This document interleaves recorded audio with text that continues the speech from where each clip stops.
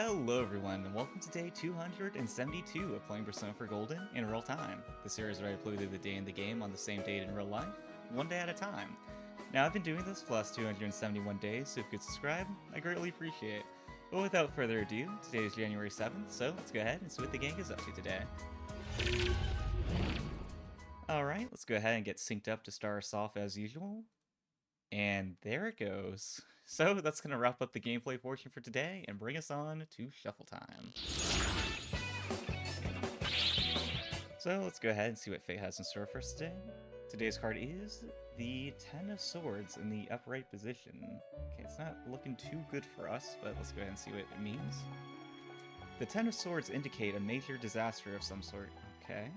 It shows that a certain force or extreme magnitude has come to hit you in your life, one that you may not have foreseen.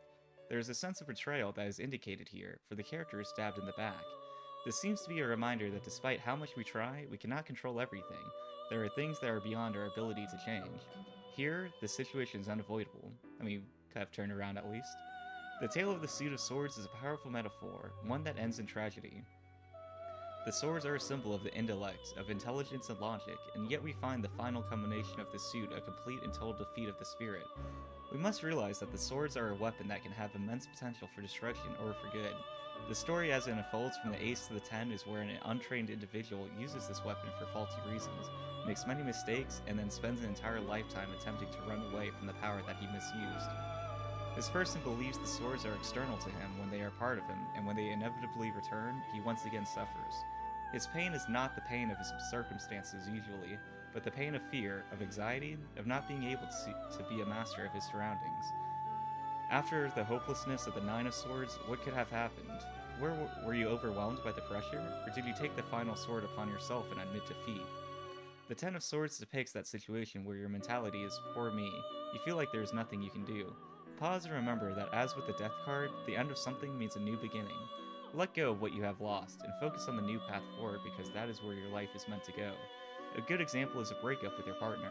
Though it could be intensely painful, it could also be the beginning of a new sense of independence. Okay, definitely a bit mixed feelings about this one because it's both a tragedy is happening and there's going to be some pain or suffering in some measure, but on the other side, a new beginning and being able to learn from the past. And also a caution to prepare yourself for what happens when unexpected things inevitably happen. So, prepare yourself the best you can. It's going to be inevitable, but you can at least be prepared to handle the aftermath of it better than just being focused on the incident itself happening, which you can't change. But, you know, I think in the long run, there's been a lot of times where something bad happens and it's very disappointing and feels a lot more devastating than just simply disappointing.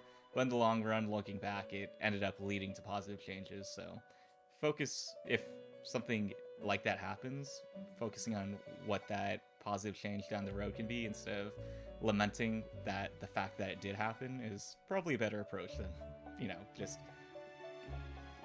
I'm trying to think of the word. I don't want to say marinating in the woe, but just lamenting the fact that it happened. But that's going to be another card down and another day done.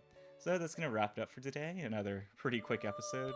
And we're going to have a few more of those moving forward, but I'm going to be here every day doing shuffle time until we get back to more events in the game. So if you watched this far, then thank you very much. I really appreciate it. And that's going to wrap it up for today.